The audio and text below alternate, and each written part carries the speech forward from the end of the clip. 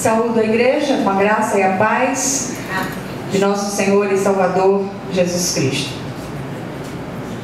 Amém.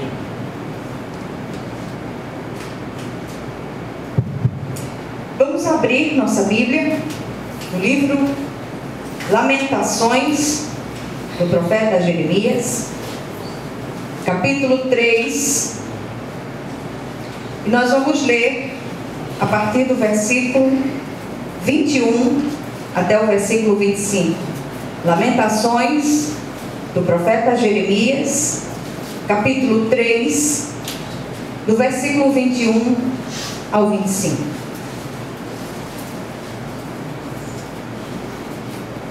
Amém? Glória a Deus. Então diz assim a palavra do Senhor, versículo 21. Quero trazer à memória o que me pode dar esperança. As misericórdias do Senhor são a causa de não sermos consumidos, porque as suas misericórdias não têm fim, renovam-se cada manhã. Grande é a tua fidelidade. A minha porção é o Senhor, diz a minha alma, portanto esperarei nele. Bom é o Senhor para os que esperam por ele, para a alma que o busca. Amém? Amém. Glória a Deus. Senhor nosso Deus e nosso Pai, nós te louvamos e bendizemos o teu santo nome.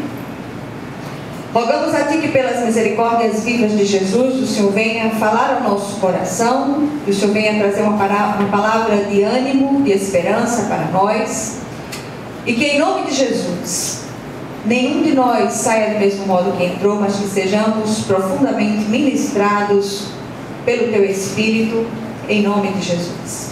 Amém? Amém. Glória a Deus. Como na quarta-feira próxima, nós resolvemos não fazer o culto e liberar os irmãos para suas famílias, o culto de hoje ele tem essa perspectiva do novo ano, como foi dito na oração de abertura do culto, como nós cantamos cânticos que remetem à confiança nesse Deus que é vivo, nesse Deus que faz e opera maravilhas. Através das palavras do profeta Jeremias, eu gostaria de convidá-los a olharmos para a única esperança que jamais desaponta. Essa esperança chama-se Jesus, o Cristo de Deus. O livro das Lamentações, nós já temos falado outras vezes neste mesmo texto, possivelmente é o livro bíblico que trata do sofrimento do povo de Deus da forma mais explícita, mais clara, mais rasgada. E, diferentemente do livro de Jó, que trata o sofrimento de uma maneira pessoal, Lamentações fala do sofrimento como uma tragédia nacional. E para alguns teólogos, esse livro é o cântico fúnebre de uma nação morta. Ou seja, esse livro, esse cântico, ele foi escrito pelo profeta Jeremias na época do cativeiro de Babilônia.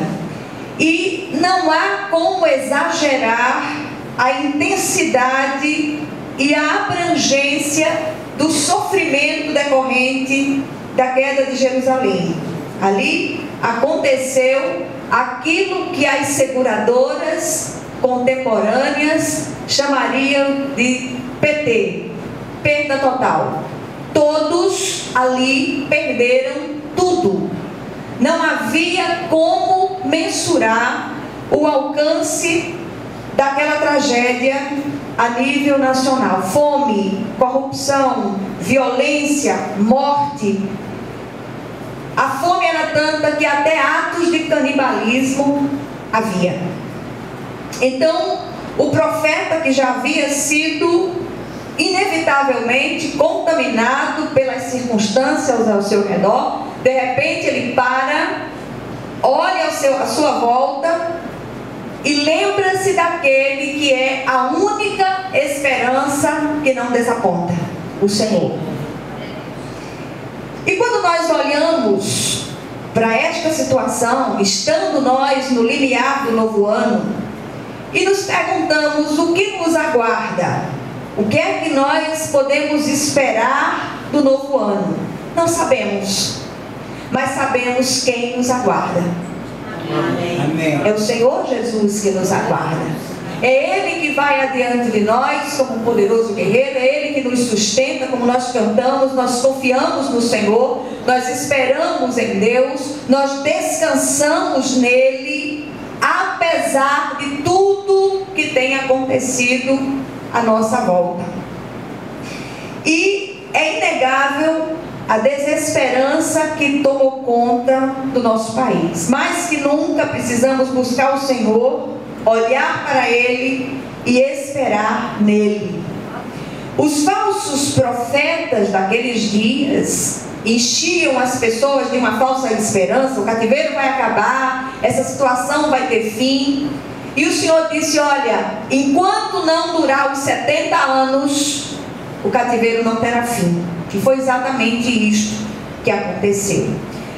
Alguns acham que o Senhor os esqueceu e, de certa maneira, tem olhado para vários lugares, tentado achar uma saída e até mesmo se apegado a falsas esperanças e falsas profecias acerca das situações vigentes. Mas eu queria chamar a sua atenção para um texto do apóstolo Pedro que fala de uma maneira muito especial ao meu coração, porque ele fala da assistência da graça para nós. Quando nós nos lembramos de graça de Deus, nós só nos lembramos da salvação, a graça que salva, mas a graça sustenta, a graça firma, a graça fortalece. E o apóstolo Pedro diz o seguinte, no capítulo 5 da sua primeira epístola, do versículo 10, ele diz: ora, o Deus de toda graça, que em Cristo vos chamou à sua eterna glória, depois de terdes sofrido por um pouco, Ele mesmo vos há de aperfeiçoar, firmar, fortificar e fundamentar. Se nós temos uma palavra para a igreja hoje, uma palavra especial, espere unicamente em Deus. Confie no Cristo de Deus. Creia que o nosso Senhor, Ele tem o controle soberano de todas as coisas, e o Senhor não perdeu o seu braço, não está encolhido para que não possa interferir na história. Assim como foi no passado, é também nos nossos dias. O profeta Jeremias, ele nos convida aqui a olharmos para o Senhor, a única esperança que não desaponta. E este olhar nos faz enxergar 3 razões para não nos desesperar. A primeira razão nós encontramos nos versículos 22 e na primeira parte do versículo 23, que eu não vou ler outra vez, é que as misericórdias do Senhor não têm fim e se renovam a cada manhã. E essas misericórdias são a razão de nós não sermos consumidos. Não há obra meritória em nós, mas dependemos em tudo dessa graça que vivifica, dessa graça que abençoa, dessa graça que fortalece, dessa graça que sustenta.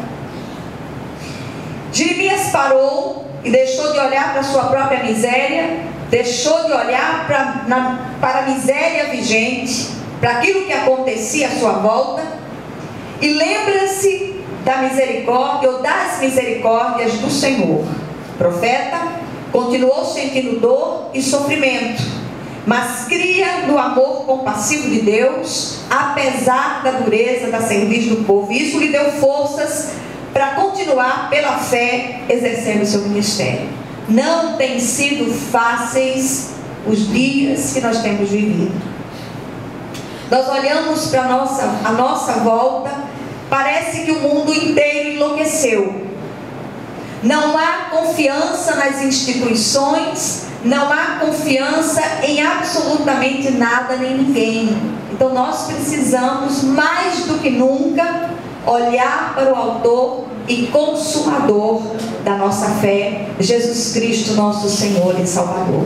Começa um novo ano, começam novos desafios, novas responsabilidades, há muito chão a ser percorrido, e se não for o Senhor que tem estado ao nosso lado, misericórdia de nós, nenhum de nós estaria vivo aqui. Então, meus amados, o versículo 39, ele diz o seguinte: porque se queixa o homem vivente, cada um queixe-se dos seus próprios pecados. Então, as misericórdias do Senhor, desse Deus compassivo, desse Deus todo-poderoso, que tem o controle soberano de todas as coisas, essas misericórdias, elas se renovam todas as manhãs. Todas as vezes que o povo se rebelou contra o Senhor e voltou-se para Deus depois arrependido, o Senhor o recebeu e o acolheu. Foi assim no passado, é assim hoje. Então nós precisamos reaprender a orar, reaprender a buscar o Senhor pela nossa própria vida, pela nossa caminhada de fé, mas especialmente pela nossa nação. Que o Senhor possa nos dar essa visão no novo ano. A segunda razão pela qual nós podemos sim ter esperança, nós podemos nos alimentar dessa esperança viva, até porque a esperança para o cristão, ela não é um sentimento, ela é uma pessoa chamada Cristo Jesus. E o próprio Jesus, ele é chamado nas Escrituras do Velho Testamento de esperança de Israel. Não apenas o Israel nação, mas o Israel espiritual de Deus, formado por judeus e gentios, convertidos ao Cristo de todas as épocas. Confiemos no Senhor, creiamos nele, olhemos para ele, confiemos nele e, sobretudo, descansemos no Senhor, Criador e sustentador dos céus e da terra. A segunda razão para termos esperança é a grandeza da fidelidade de Deus, versículos 23b e 24. O Senhor, assim como as misericórdias do Senhor se renovam a cada manhã, nós podemos tocar na fidelidade de Deus ao final de cada dia. Então, queridos, será que você já contou as bênçãos do dia de hoje?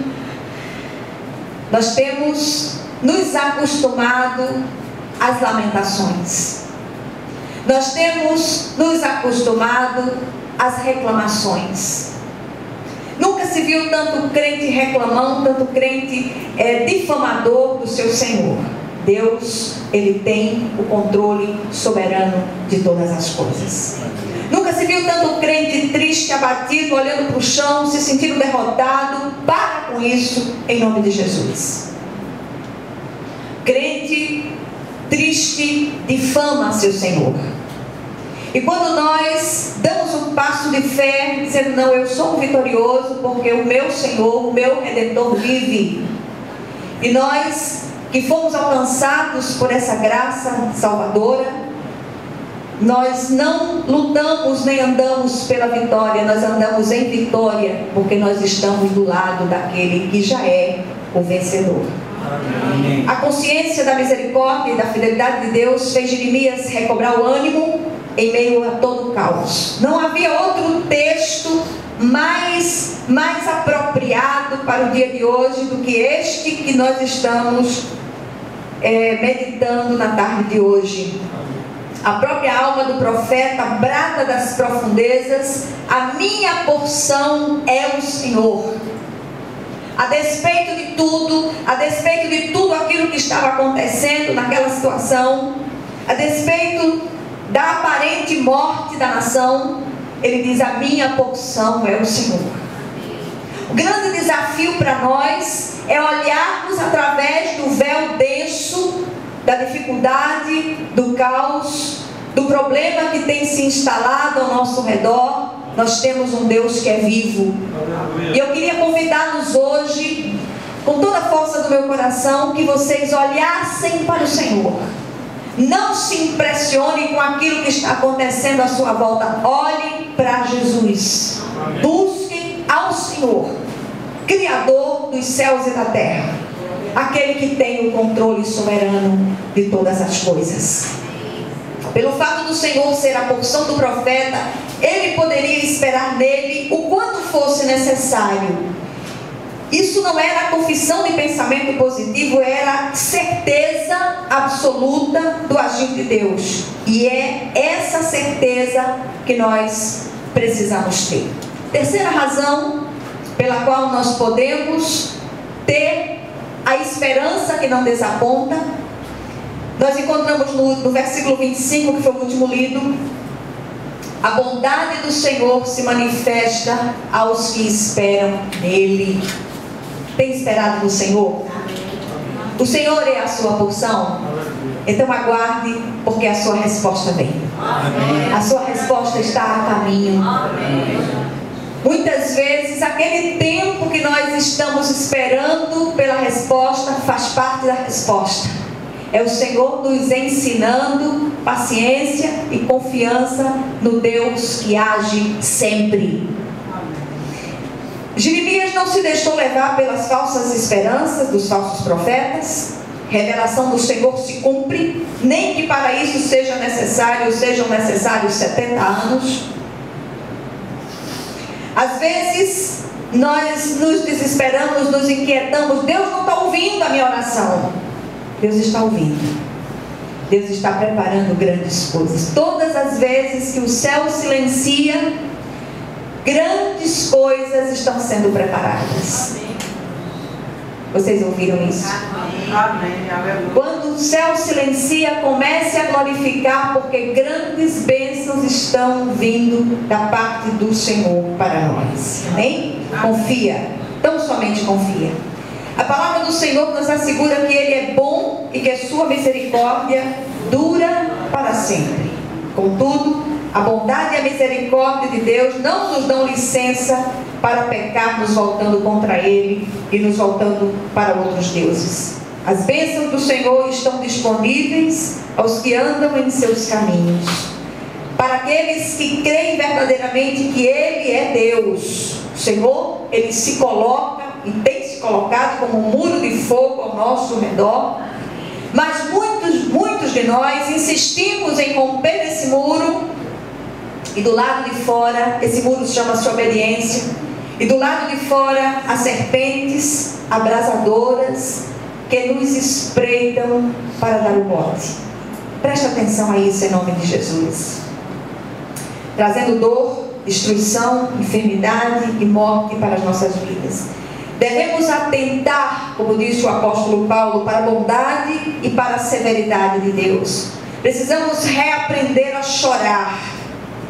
Mas chorar não porque está faltando isso, está faltando aquilo. Muitas vezes as pessoas têm determinadas coisas, à medida do tempo parece que não enche nunca.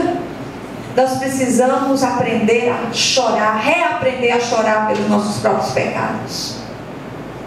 Isso é algo que tem acontecido nos últimos tempos. Temos nos tornado cínicos e insensíveis com relação aos nossos pecados. Somos complacentes demais conosco mesmo.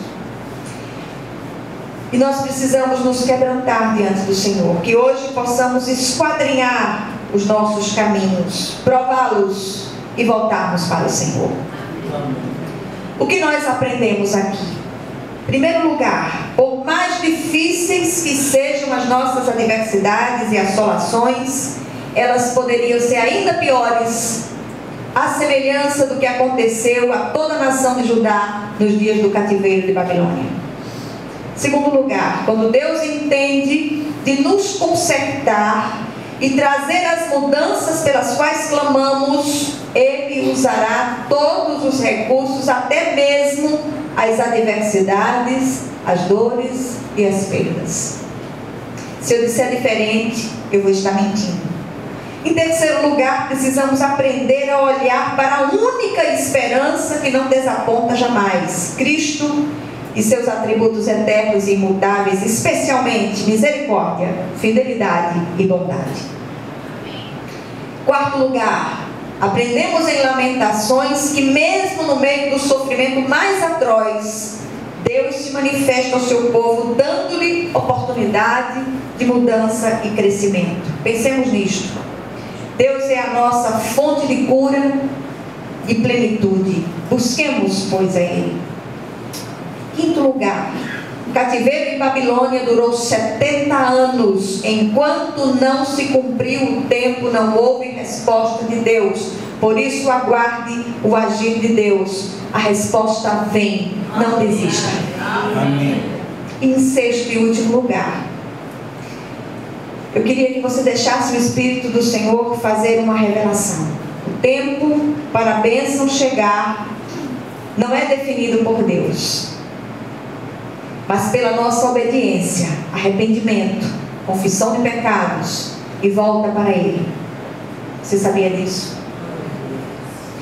E Deus espera para ter misericórdia de nós, como fez com a nação rebelde de Judá naqueles dias. E eu queria terminar com as palavras do autor de Hebreus, capítulo 12, versículos 1 a 13. Ele diz o seguinte: portanto, também nós, uma vez que estamos rodeados por tão grande nuvem de testemunhas, livremo-nos de tudo que nos atrapalha e do pecado que nos envolve, e corramos com perseverança a corrida que nos é proposta, tendo os olhos fitos em Jesus, autor e consumador da nossa fé. Ele, pela alegria que lhe fora proposta, suportou a cruz, desprezando a vergonha, e assentou-se à direita do trono de Deus. Amém? Que o Senhor, Ele aplique essa porção da palavra ao nosso coração. Que nós possamos adentrar o novo ano com uma viva esperança. E essa esperança é o Cristo de Deus. Ninguém, não há instituições, não há homens, não há isso, não há aquilo, não há nada, nem ninguém em quem verdadeiramente a gente possa confiar, a não ser no Senhor Jesus Cristo, autor e consumador da nossa fé. Amém? Glória a Deus. Queria orar com a igreja.